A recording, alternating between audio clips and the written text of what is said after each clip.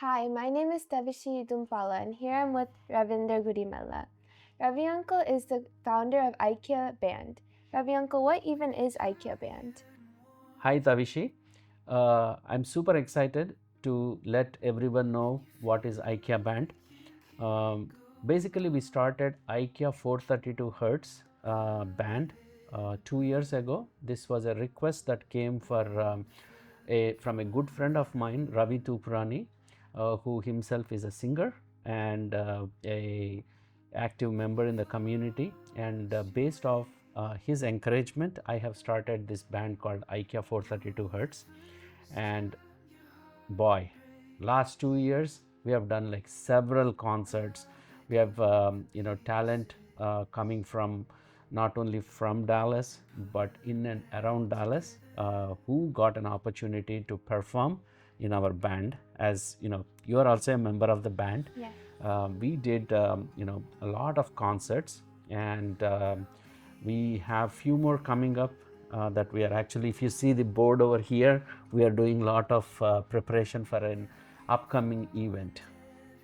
So, how does joining Aikya Band look? There's many artists in the community that don't really have a way of showing their art. So, how can they get into communication and into joining Aikya? Good question, Tavishi. Now, till date, it was mostly a word of mouth and through the common groups that we have formed, where we requested people to come and join. We have artists who are coming from various age groups, various backgrounds, and various different languages. Our goal is to make every artist a true performer. We in IKEA have invested in state of art technology, audio, video, and live streaming equipment which would help them to take it to the next level. We also have senior members in the band who help them, get that cutting edge, where we train them, mentor them, and help them, in all different facets of preparation to performing, all the length and breadth of the entire thing. And it's mostly, as you know, a lot of fun. Yes. You develop friendships, and the kids, you know they dance, they sing, and the networking that they have. So it's more than performing as a band. It's mostly a congregating point of making a lot of friends. Yes. You mentioned that there's various different age groups, and so obviously with age comes experience. So how do you deal with the different levels of experiences? That's a good question. um, Especially, we look at a artist who comes and joins not based off of his age. Now, to make an artist as a true performer, there are few things that they might need. They might be very good at their core classical music, but don't know the nuances of you know performing various different genres, like film, light music, fusion. So we do have full-time artists and performers who would come in, help and guide them. And this is all free. We don't charge anything for joining the band. This is all part of giving back to the community. And our goal is every artist should be able to get an opportunity to perform at least once or twice a month, so that they can get the desired recognition, reward in the community. So that is our goal behind. Yes. And you also mentioned language barriers. So how do you choose which type of genre of music you will be presenting, or how do you work around those barriers? Now, every request that comes in, they have a set of guidelines per se.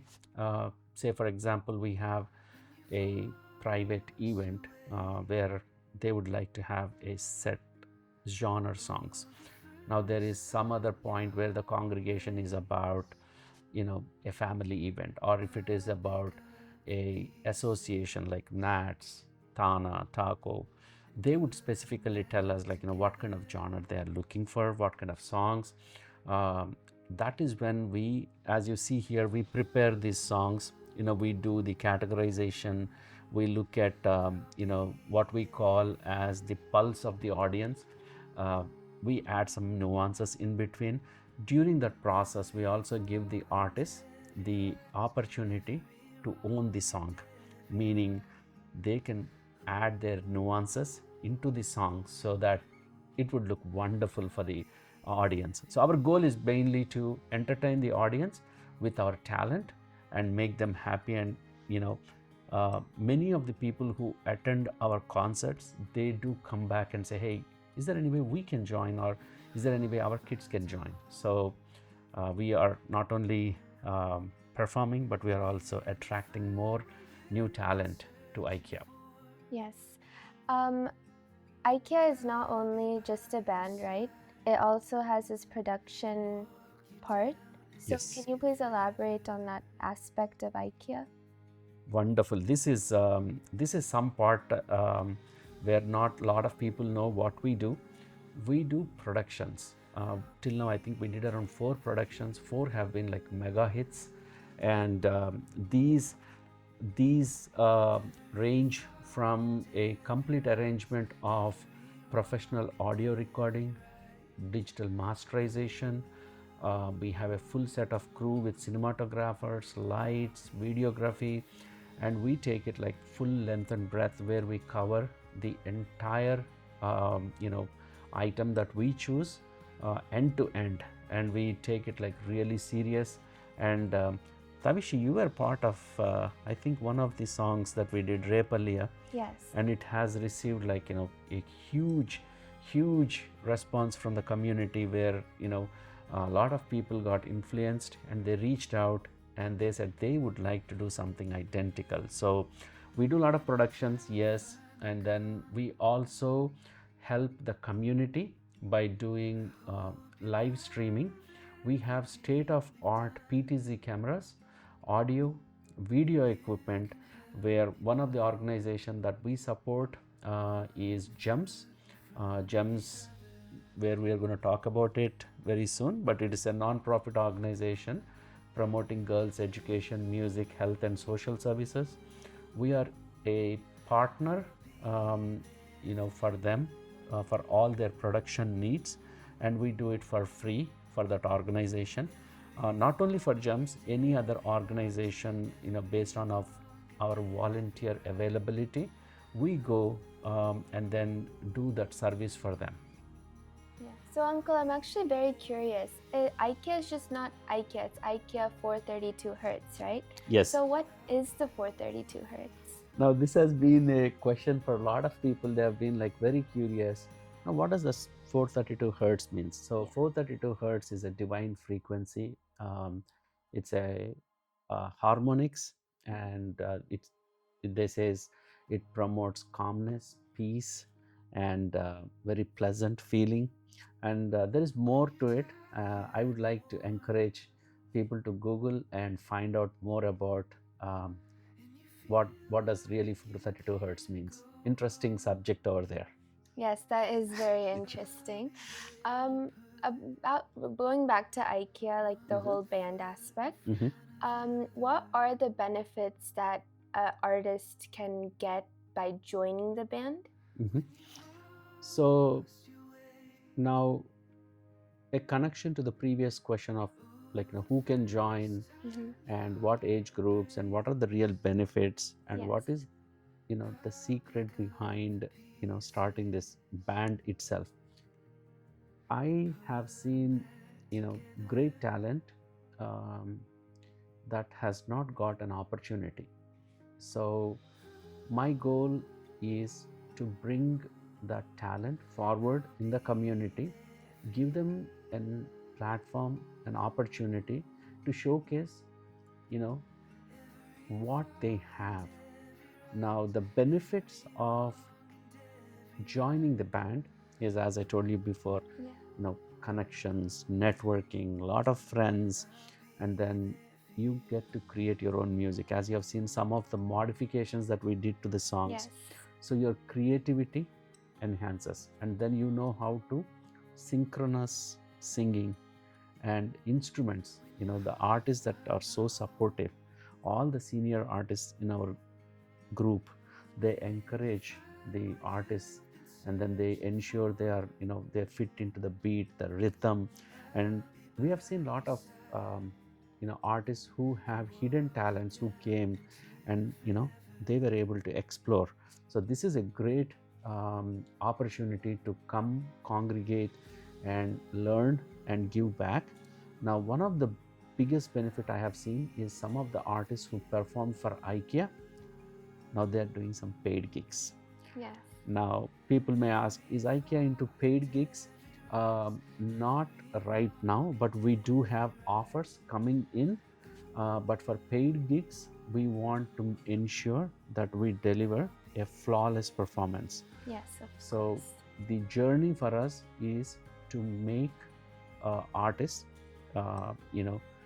top-notch artists who can blend and be able to deliver paid gigs. So imagine IKEA is the nest right now, where all the eggs are hatching. That some of them are developing their wings, and we have seen some of the members from our group have already started doing paid gigs. So that's the benefit.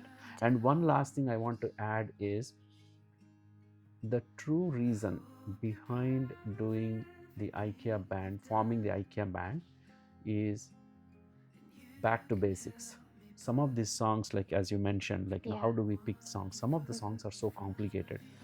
Unless you do have very strong background in classical music, you may not be able to deliver those genres. So many of the artists who came and tried those songs, now they have taken music very serious. They're going back and say, hey, you know what? I don't know that raga. I didn't know that nuances. And they're asking their teachers to teach them, and then they are becoming good at their core subject. So one of the, I would say, secret agenda, in my opinion, is, bring them in, make them the best, and then, back to basics. That's one of the things. Yeah. So is like learning or knowing Carnatic music a requirement to join IKEA, or is there any requirements? Not necessarily. Um, Learning any form of classical music, Carnatic, Hindustani, Western classical, would definitely make your journey shorter. Meaning, when we pick some of the songs of various genres, it would make, your learning curve, very less. You would be able to immediately gel in. And there are also opportunities where you can mentor others who are, getting there. So as you see, we have some kids who are 7, 8 years old who have joined our band. So with your experience and expertise, it really helps them to mentor and help them come do at least few songs. So that is the definitely, having a classical background would definitely help, but not a, uh, what I would say is, it's not like mandatory, at least at this point of time, but highly recommended to have a classical music background. Okay. As maybe some musician does not have a background in Carnatic music, is there any way for them to learn through IKEA, or is that a different? IKEA at this point of time is not into teaching and training.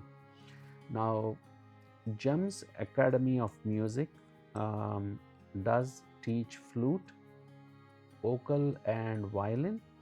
That is again Carnatic, but IKEA does not currently have the bandwidth to do the mentoring or training, but it can definitely help if you have like a basic understanding and a minimal background. We'll be able to take you from there and then help you, learn some of these like peppy. So as you mentioned, there's multiple age groups, different like people with age group, like different ages, responsibilities, like high school students, adults, they have their work.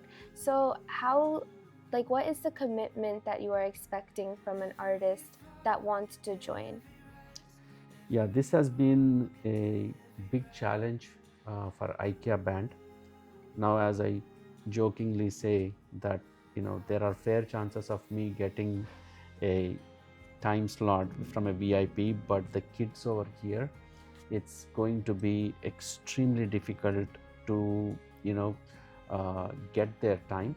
But I do understand that part. But IKEA would definitely expect a minimum commitment if they are into a show, because our goal is, like as you have seen here, we have plenty of songs on our plate. We are building our song database.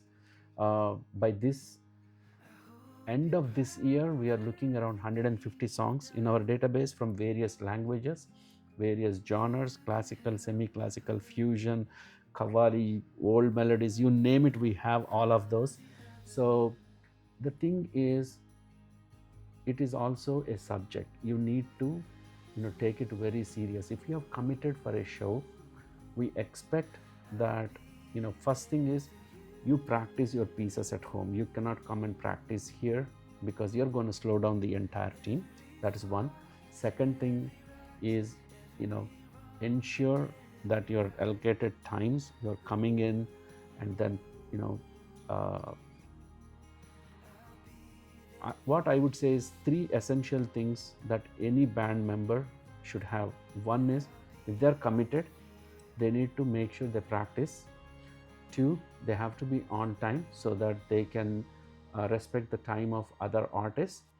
Third is learning basic audio, because it is going to be a big thing. They need to, we would definitely help them, but we also encourage all the artists to know the basics of audio, and some of the things that we have no other band has, so we are mentoring those. So if these 3 are there, then we are going to take them to really next level. Yeah, no, I definitely understand commitment, dedication. They're very essential to, building a strong band. But, life does happen. There are some circumstances where members can't show up to an event.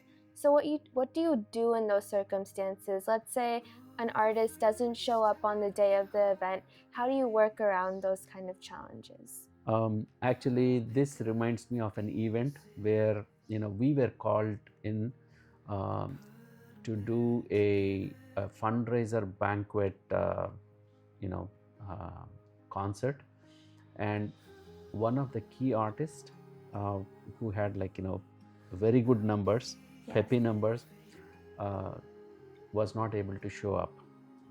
Now, the way in which we prepare is, it's like a Roman army.